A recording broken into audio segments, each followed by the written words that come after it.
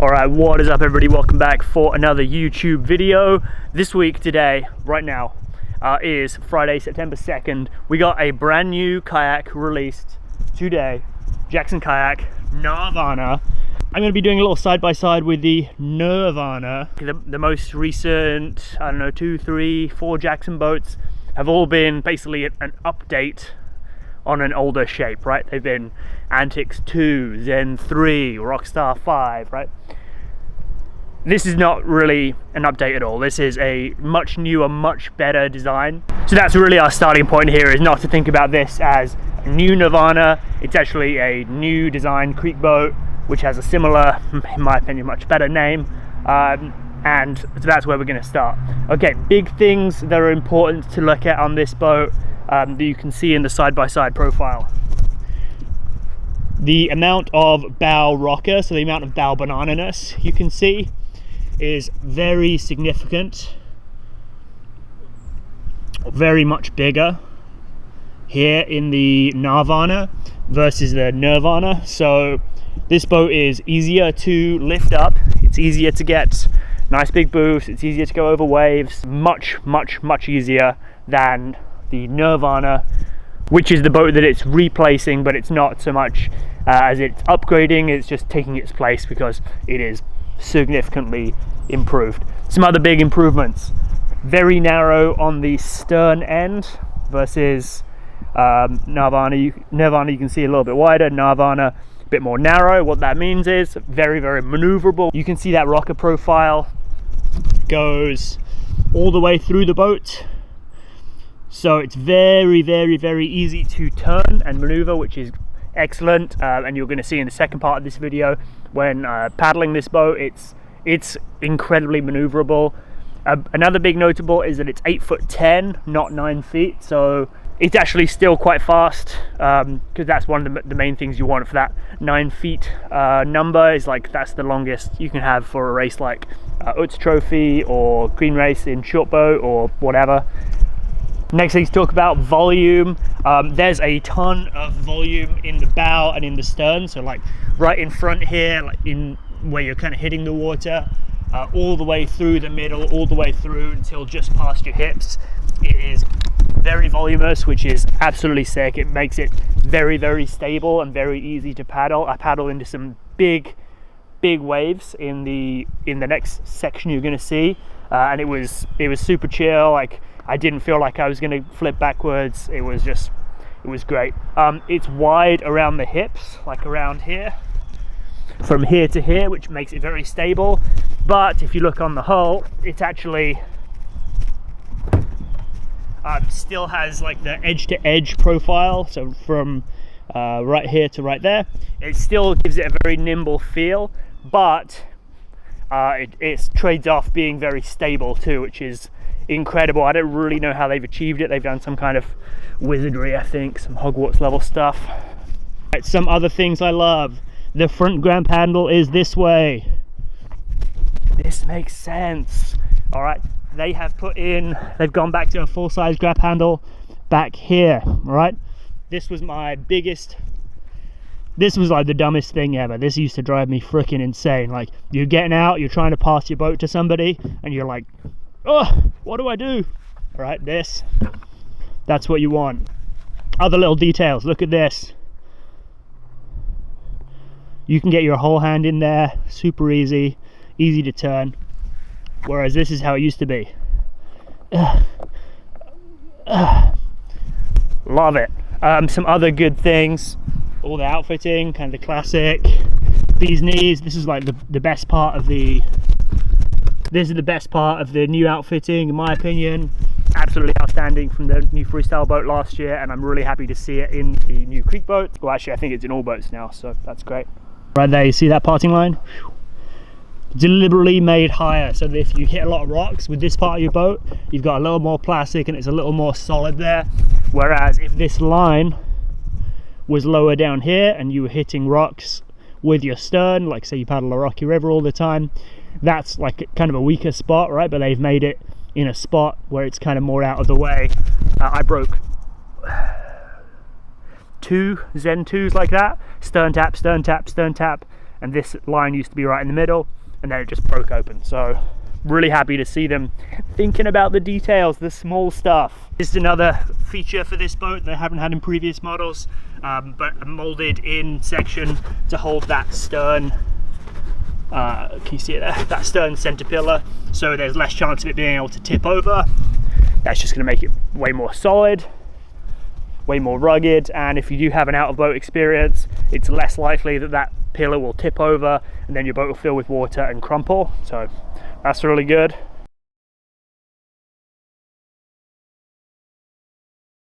Okay, so part one of this video, we kind of talked about some of its design features, and now we're going to go put those things to the test and see if it is actually as good as it looks. You know, some other things I like to think about new boats is like, how does it feel when you carry it? Because you have to carry your boat quite a lot, right? So it's very early in the morning here, you can see. Anyway, this sits pretty nice. It's got that nice, like the classic Jackson like handle strap in the middle, which is pretty rugged. It's got a couple nice details on the interior, which I think are going to be pretty cool. A good place to put your throw bag, which I'm happy about because quite often that's been lacking. Whoop. Ooh, it's very nice this morning. A bit brisk though.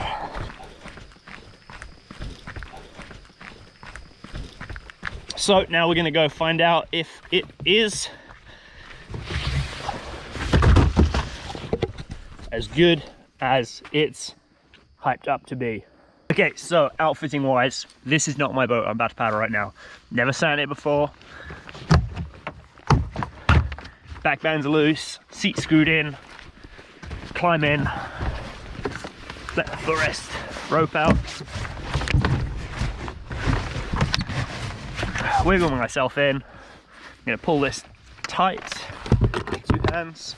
I'm gonna do the old trick where I take my knees out and then I'm gonna pull it a little bit tighter, push that into the cleat. Now push my legs in there, do the back band up, and that's it, good to go. I think that was like 12 seconds. Not my boat, never paddled before, perfectly comfortable, like that. Bow on this boat just feels absolutely ridiculous. Like I'm actually pretty excited to paddle this down some rapids because the bow is so high, there's no way this is not going to be easy to paddle over some waves and over some boofs. Okay, maneuverability test number 1, catching an eddy. Pretty basic thing you do all the time in kayaking. Will it be easy? I think it's going to be so easy I'm not even going to use my paddle.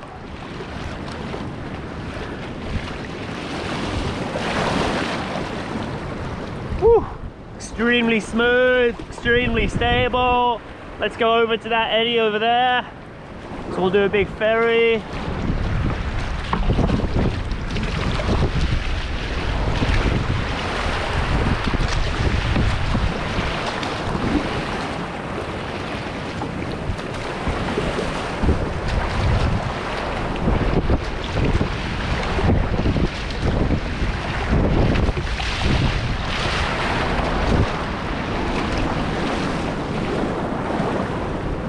So the big test really is like, how is it going to be going through some waves or going through a hole?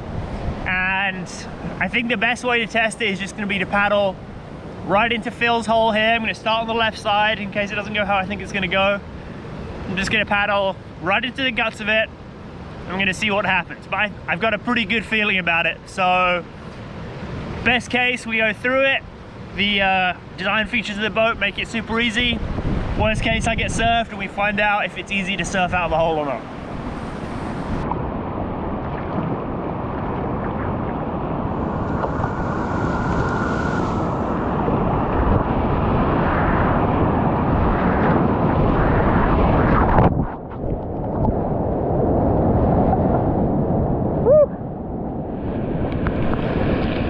Well, that went better than expected. Definitely got slowed down a little bit. It's a big hole, you know. But Went straight through, so that's great. I think I'm gonna go back up now and run tongue to tongue, which is Sattler's tongue to Phil's tongue. That's a good test of maneuverability and how well it's gonna kind of carry speed and turn to make that line. So through the middle of that breaking wave, don't get stopped by the hole, cut across against the flow of the water, go down through between those two holes.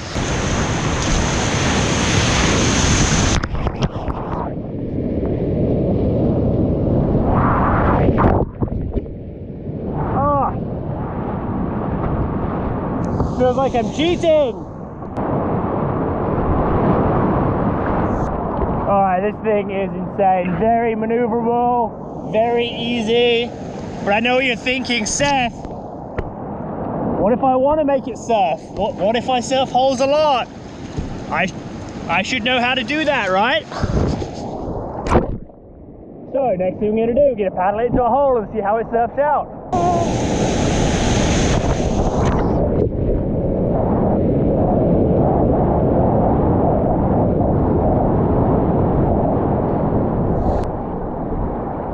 I know what you're thinking, you only got a little piece of that, you didn't really get in the guts of it. So, just for you, I'm gonna go back and do it again.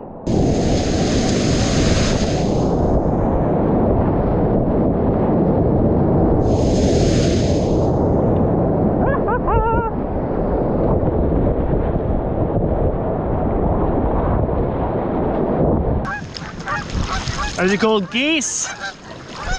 Just so you know, everywhere else they're called Canadian geese, but we're already in Canada, so you can just call it a goose, or a geese if it's many. You can already see some people in the comments tapping away like, but Seth, I only paddle in lower volume white water. Will this boat still be fun?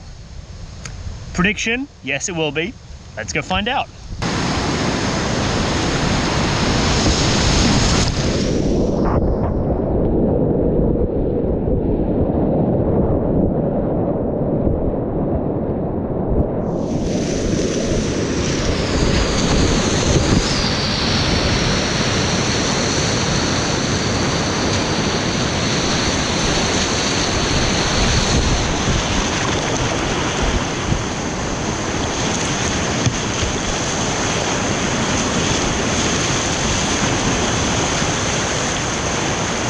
Alright, so conclusions to this first look, side-by-side video.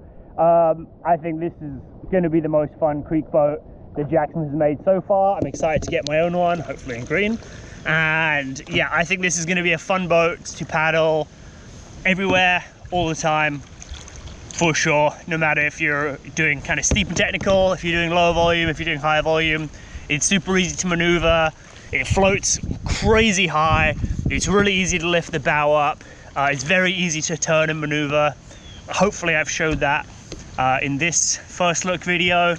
There's also some small details I mentioned earlier on that I'm really happy about, so great to see those like small things fixed. And yeah, overall just super excited to paddle this boat a bit more. And oh gross. And yeah, that's it really. Just exciting new boat day. You know, this one's been in the mix for a while, and I'm just stoked to see it finally coming to fruition today. So that's it from me, and I will see you in a future video. Peace.